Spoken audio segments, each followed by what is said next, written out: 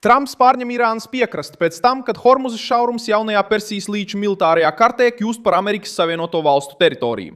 Amerikas Savienoto Valstu uzbrukumi skāra 24 apstiprinātas vietas visā Irānā. Mērķis svārstās no piekrastes ostām līdz kodolobjektiem un militārajām iekārtām valsts iekšienē. Karte rāda, ka šis nav ierobežots uzbrukums. Tik plašs mērogs maina konflikta raksturu. Donalds Trumps paziņoja, ka Vašingtona atjaunos blokādi pret kuģiem, kas saistīti ar Irānu, pārņems Hormuzas šauruma aizsardzību un iekasēs 20 par kravām, kas šķērsos šo maršrutu ar Amerikas garantiju. Tad mēs viņiem dosim spēcīgu triecienu, saglabāsim šaurumu un visticamāk to pārvaldīsim. Mēs būsim šauruma sargi. Varbūt mēs to sauksim par šauruma sargeņģeli. Militārā pavēle attiecās uz kuģiem, kas dodas uz vai iziet no Irānas ostām, naftas termināļiem un piekrastes zonām, kamēr citu valstu kuģi drīkstēs pārvietoties pa koridoru, ja ievēros blokādi. Donalds Trumps noteica šo pāreju par operatīvās kontrolas zonu, kas tieši ietekmē Teherānas tirdzniecību, naftu un jūras spēku kapacitāti. Vienlaikus centrālā pavēlniecība pastiprināja uzbrukumus radariem, pretgaisa aizsardzībai, raķetēm, droniem, kuģiem un militārajiem centriem, kas izkaisīti gar Irānas piekrasti. Spiediens pārgāja no runām uz jūru ar blokādi, eskortu, precīziem uzbrukumiem un dronu kuģiem, kas pirmo reizi tika izmantoti kaujā. Teherāna atbildēja paziņojot, ka nepieņems, ka kāda ārvalstu lielvara kontrolē maršrutu, kas iet gar tās krastu. Ko Trumps vēlas kontrolēt? Kāpēc Irānas nafta kļuva par galveno mērķi? Es tev tūlīt visu pastāstīšu. Ja tev patīk šāda veida tiešs un bez liekām runām saturs, apsver iespēju abonēt, jo šeit šādi video ir katru dienu. Trumps paziņoja, ka Hormuzas šaurums paliks atvērts ar vai bez Irānas atļaujas. Šis lēmums atjauno blokādi pret satiksmi, kas iebrauc vai izbrauc no Irānas ostām un piekrastes zonām, bet saglabā neitrālu kuģu un humanās palīdzības kravu pārvietošanos pēc pārbaudes. Bet tas, ko neviens nezina, ir tas, ka mums bija vienošanās. Tā bija noslēgta vienošanās, un tad viņi to pārkāpa. Viņi vienmēr pārkāpj. Mums jau ir bijušas 10 vienošanās ar šiem cilvēkiem, tāpēc vienkārši uzbruksim viņiem ar spēku un saglabāsim šaurumu, un visticamāk mēs to pārvaldīsim. Mēs kļūsim par šauruma sargiem. Varbūt viņi to sauks par sargeņģeli.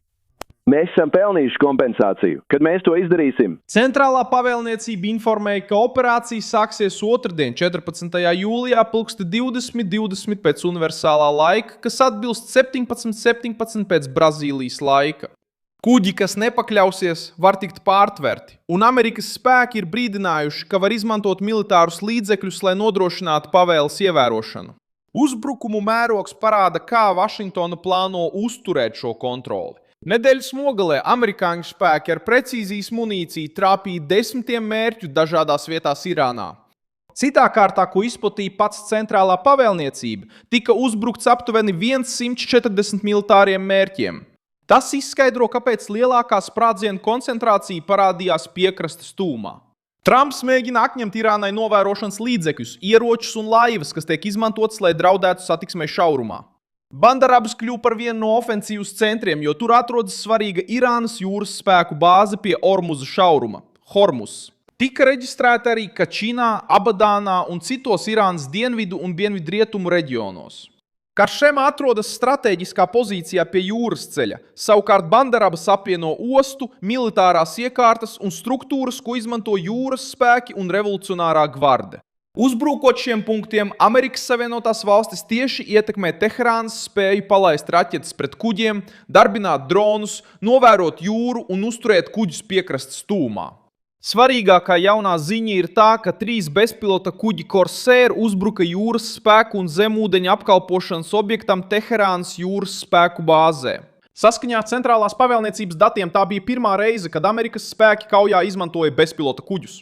Izplatītajos attēlos bija redzams, kā sistēma tuvojas piestātnei pirms sprādziena. Amerikāņu rīkojums aptver visu Irānas piekrastes joslu, ieskaitot naftas termināļus, un cenšas nodalīt starptautisko tirdzniecību no kara flotes. Irāna, ieskaitot 20 iekasēšanu, ir visdrosmīgākā lēmuma daļa. Donalds Trumps vēlas, lai valstis, kas izmanto šo maršrutu, maksā par aizsardzību, ko nodrošina Amerikas Savienotās Valstis, pamatojoties uz to, ka Vašingtona nedrīkst turpināt viena pati sekt militārās izmaksas. Un mums par to jāsaņem atlīdzība. Kad mēs to izdarīsim, mums tiks atlīdzināts, jo citas valstis ir ļoti bagātas. Tāds ir mūsu pusē. Un no mums nevar sagaidīt, ka mēs to darīsim par velti, atšķirībā no tā, kas notika daudzus gadus. Jūs zināt, mēs esam aizsargājuši šaurumu vairāk nekā 50 gadus, un mums par to nekad nav maksāts. Viņi nopelnīja visu naudu, un Savienotās valstis palika vienas. Jūs zināt, nē. Viņi to negribēja, tas ir pārsteidzoši. Mēs nekad to nesaņēmām. Mēs aizsargājām to par velti. Tagad mēs turpināsim aizsargāt, un par to pelnīsim daudz naudas. Bet mēs vienkārši vēlamies, lai mums atlīdzina par visu to, ko darām, par to, ka pakļaujam savus cilvēkus briesmām. Mēs neriskējam ar nevienu, mēs glābjam cilvēkus. Atceries, līdz šim ir nogalināti 52,000 protestētāju. Prezidents sevi pasniedza kā Hormuza šaurumu sarbu un teica, ka maksa tiks izmantota, lai atlīdzinātu drošības izdevumus. Apmaksas mehānisms vēl nav izskaidrots, un centrālās pavēlniecības pārstāvis nav apstiprinājis, vai militārie spēki būs atbildīgi par maksas iekasēšanu. Startautiskā jūrniecības organizācija paziņoja, ka nav juridiska pamata uzlikt obligātu nodevu tikai par pārvietošanos caur starptautisku šaurumu. Irāna reaģēja nikni, jo šis pasākums ierobežo tās brīvību izmantot Hormuza šaurumu kā spiediena instrumentu. Ārlietu ministrs Abbas Aragiči paziņoja, ka Teherāna turpinās būt šaurums sargs, kamēr Irānas militārā vadība noraidīja jebkādu ASV lomu šīs pārejas pārvaldībā. Revolucionārā gvarde atbildēja ar uzbrukumiem amerikāņu un sabiedroto objektiem Barā, Kuveitā, Jordānijā un Omānā. Barā ziņoja, ka ir pārtvērusi Irānas raķetes un dronus. Šī reakcija parāda, blokāde nebūs tikai paziņojumu apmaiņa. Maršruts jau ir kļuvis par kara militāro un ekonomisko centru. Baltais nams arī paziņoja, ka Omrāns Agilī, kurš tika uzskatīts par īpašo operāciju sakaru vadītāju Irānas Hūzestānas provincē, ir gājis bojā pēc tam, kad amerikāņu raķetes trāpīja Avāzas lidostai.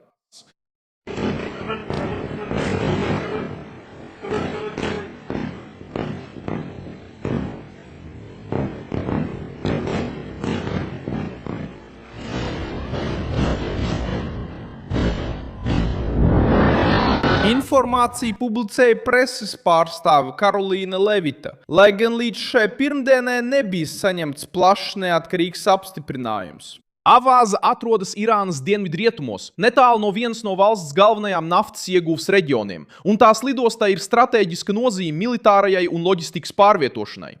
Trumpa nostāja kļūst stingrāka pēc izlūkdienestu brīdinājumiem par iespējamu Irānas plānu viņu nogalināt.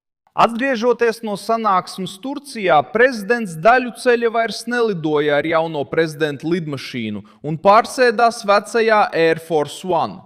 Ziņojumos tika apgalvots, ka maiņu ieteica kā drošības piesardzības pasākumu. Jaunā kārtība sāks tikt izmēģināta otrdien. Centrālajai pavēlniecībai būs jāinspektē kuģi, jāatdala humanās palīdzības kravas, jāeskortē neitrālie kuģi un jānovērš piekļuve Irānas ostām, vienlaikus pilnībā neapturot pasaules tirdzniecību. Teherāna varētu mēģināt izaicināt šo barjeru ar jauniem uzbrukumiem pret amerikāņu spēkiem reģionā. Katrs ar Irānu saistītais kuģis, kas mēģinās šķērsot šo teritoriju, parādīs, vai Trumpa paziņojums būs tikai politisks drauds, vai arī jauns militārs noteikums, kas uzspiests Irānas piekrastē. Liels paldies, ka noskatījāties šo video līdz beigām. Atbalstiet mūsu projektu un sniedziet finansiālu ieguldījumu, izmantojot PIX atslēgu, kas redzama jūsu ekrānā. Mēs esam neatkarīgs kanāls. Mūsu mērķis ir sniegt jums patiesu informāciju. Jūsu ieguldījums palīdz mums turpināt darbu.